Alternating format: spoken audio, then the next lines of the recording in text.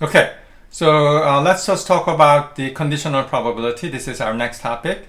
So if you look at the example in the book, right? Um, the conditional probability, I think you already learned this in your previous stat course, but let's just just briefly review, right? So when the probability is one event is dependent on whether the some related event has already occurred. So for example, the example in the shown in your textbook has this data. So the custom number 1 is age 37, and this marital status is a single, and this is their annual incomes and mortgage amount, right? And then payment per year, and then default on mortgage. Yes. So this guy, he was a defaulter, right? So he's not able to pay his or her mortgage, right? So yes. And if you look at the second customer, their age and the marital status is single. And let's look at the default mortgage. It's no, right? I think he's financially stable, right? So anyway, so you have many customers, right? So you have many of them. And then from this table, right, you can finally come up with this cross tabulation. Basically, this cross tabulation is a marital status and the consumer default status, right? So for example, if you are married, right? I mean, from the table, we have 64 customers, right? They are married and no default. And then if you look at this, for example, 41 means, your customers, there are 41 customers who are single, right? And at the same time, they had experience, right? They were a defaulter. Right? There are about 40. I mean, there are 41 customers, right? Okay, so that's the what? This is the table, cross tabulation table. They can get this from this data set, right? Okay. Now, okay, so let's just hold on.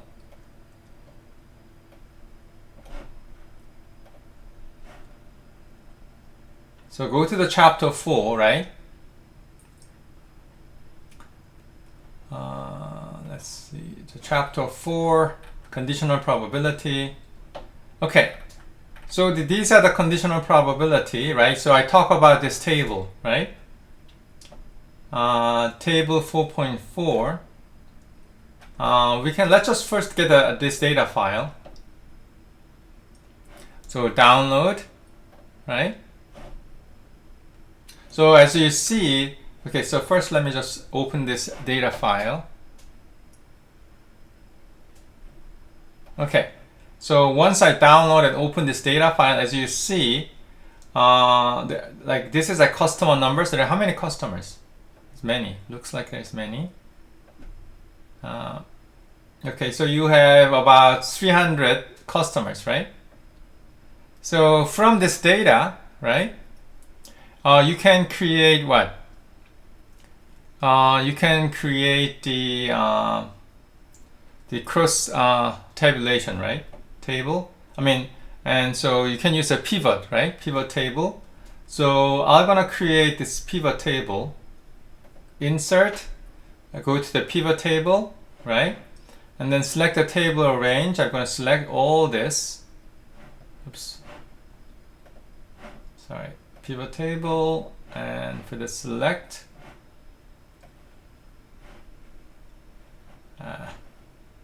You know what? So this is what? This is A1, right? All the way to what?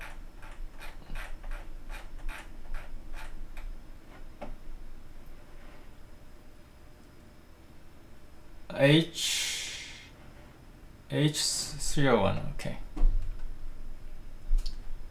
So I think it's from like A1 to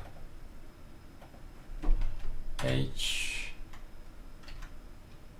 That's sorry. Let's go back. So let's go to the pivot table and for the range. So that's the AS1, and then let's just select the whole thing. So we have about 300 customers, right? So all the way. Okay, so up to this point. Okay, and I'm going to create a new worksheet. Okay, so now you have a pivot table, right? So if you look at this lecture slide, so the column, right? Column and row is the married or single, right? So that's the row. So this marital status should be the row, right? And then the column is default, right? Default on mortgage. So that should be the columns, right? And then for the values is, let's say, customer numbers, right? Okay, so but it's not sum, right? I need to count, like how many, right? I don't want to add them. So go to the value setting, and then I need to count, right? So I like to see how many, right? How many customers in each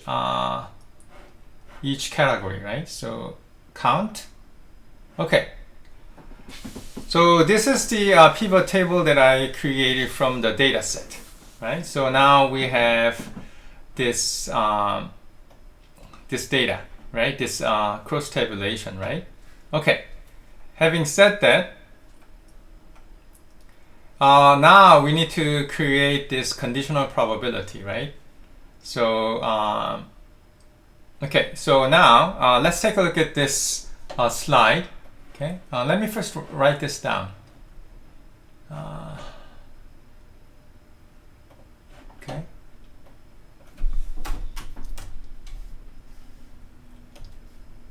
Okay, so first let me just write down this table, right? So we have married case,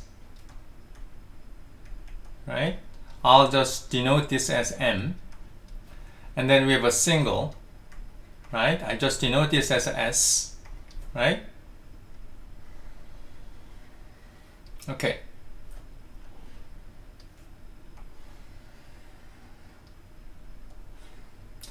And then no default.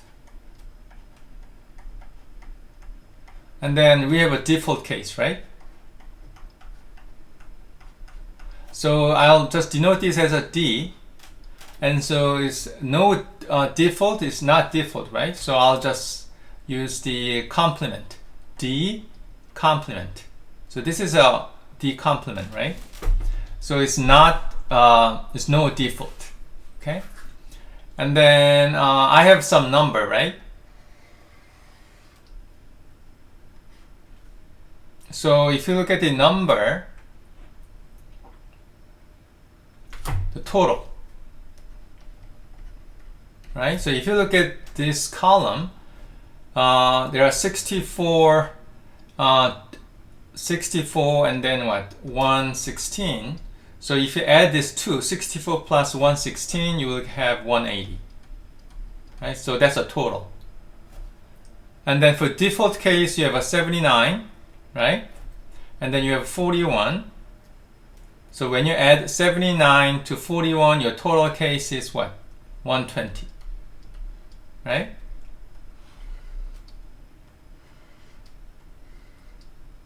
Okay, now you also have a total. So for the married customers, right? How many married customers? You add 64 plus 79, so it's a 143, right? And to find the number of customers who are single, So you have to look at this way, right? So 116 plus 41, you have 157. Okay? The total of the customers is, you can add 180. If you just add 180 plus 120, you will have 300, right? Or you can add this way, 143 plus 157, you will get 300, right? That's how you should read this this table, right? So any question? Okay, now if you just change this in terms of a probability, right? Instead of a 64, right? 64 out of 300. So your numerator is 64 and your denominator is 300. So I'm going to change this number into a probability, right? So which is so roughly 0.21, okay? Actually 0.213. And this one, 79 divided by 300, right? You will get what? If you divide by 79, and then you will get 0.2633, right? And for the 116 divided by 300, if you calculate that, you will get 0.3867. And then same thing for 41, right? The probability you can have, you will get 1.1367, okay? And same thing, when you add this two, right? 0.213 and 3867, or 180 divided by 300, right? So basically 180 divided by 300. So either way, you can just calculate this, or you can just add this two. Oops. So basically you can just add this two, then you can get this value, right? Either way.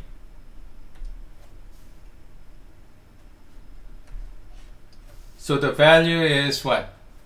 0.6, okay?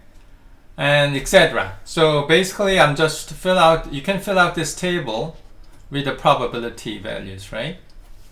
So this is 0.4, and this is 0.476, and this is 0.5234, okay? And then of course the total is 1, right? Here is 1. So that's the table, right? Now there's some terminology, right? This is called, this probability, right? This and this and this and this. This probability is called what? Marginal probability, right?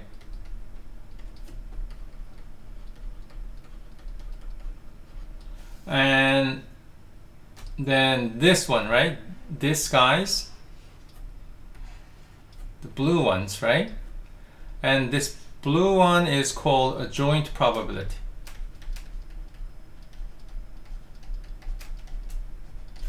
Okay? So we have, if you look at this table, we have a marginal probability, and then we have a joint probability. Okay. So now, right? So any question up to this point? Okay. So okay, now there's a couple of notations that we are going to use. Okay. Okay. So let's just calculate. So let's take a look at a couple of things here. For example, let's just first talk about the joint probability first. Okay. So this joint probability. Let's say this guy. Okay. Let's talk about this guy. This guy is in terms of the notation, right? So the probability that is married, the customer is married, and this is notation for the and, right? The married and, So no default, right? This is a complement. Is equal to what?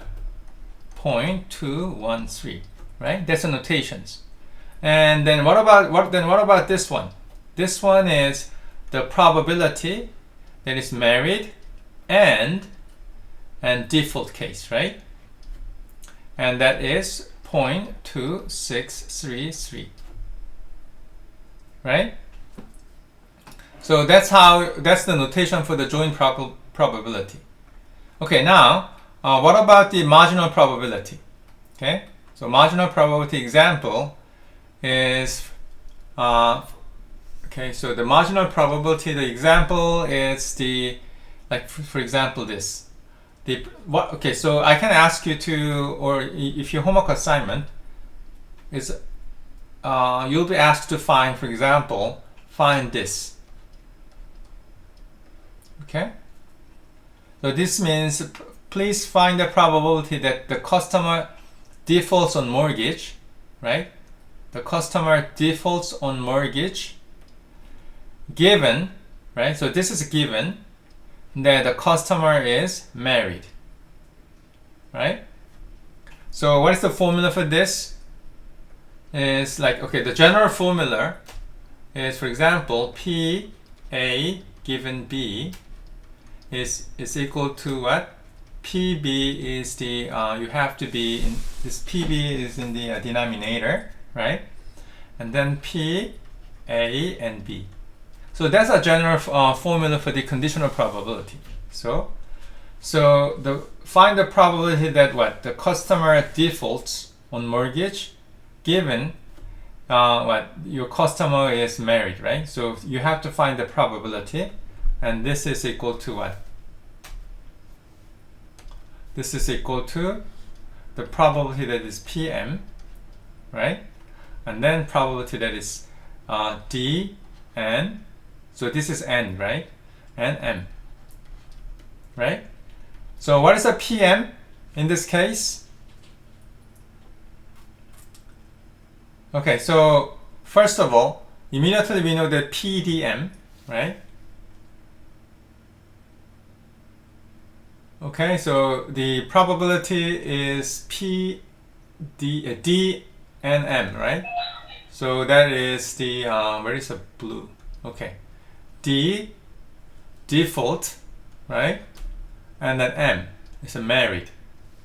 So this is the value, right? So this is equal to, so this is the value, right? Like this.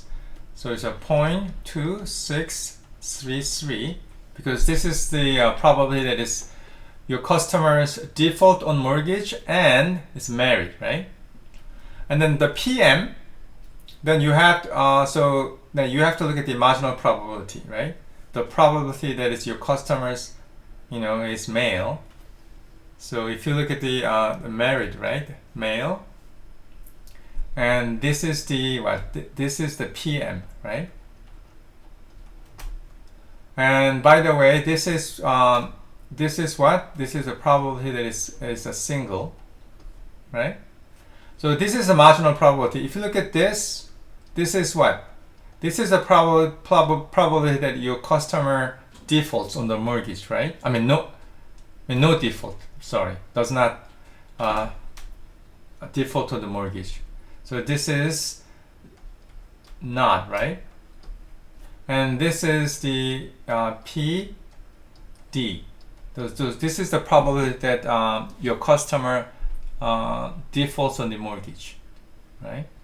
Okay, anyway, so the PM is this guy, right? The PM is this guy, 0.476. So when you calculate this, you will get 0.5524. So that's the answer. So any question? Okay. So another thing, let's just do one more example. Probability that is D, S, right? And this is equal to what? The probability that is PS, and then probability that is D and S, right? and the probability S is this guy, right? So it's a 0.5234, and D default and single, right? Default and single is this guy, right? Default and single, right? So 0.1367. So you can calculate this number. Okay. So any question? Okay. I know that this is not really a difficult problem, so I want you to practice, right? So when you see this kind of problem on your midterm or the final exam, right? You can immediately, you have to practice enough that you can immediately solve this problem, right? It's too late if you just when you see this kind of problem on your test, right? And then you don't have a time to go back to my lecture material, lecture video, right? So Professor, yes, I have a question. yes. What is that, like a 1, or is that a line where it says P default and then after that there's like a line in a circle? It's in the red. Oh, you mean you're talking about this? Yeah, I couldn't really. I mean that's a given, right? You took the statistic 210, right? Am I right? I took statistics, yes. Yes. So this is the given. So default given that. It's just you had a circle on it. Right. Oh, okay. So sorry about the circle, but this is given. Oh, okay. So this is symbol for the given or the provided. So that's why it's it's called conditional probability, right? So what is given is that to find the probability that it's your customer defaults on mortgage given or the provided that customer is married, right?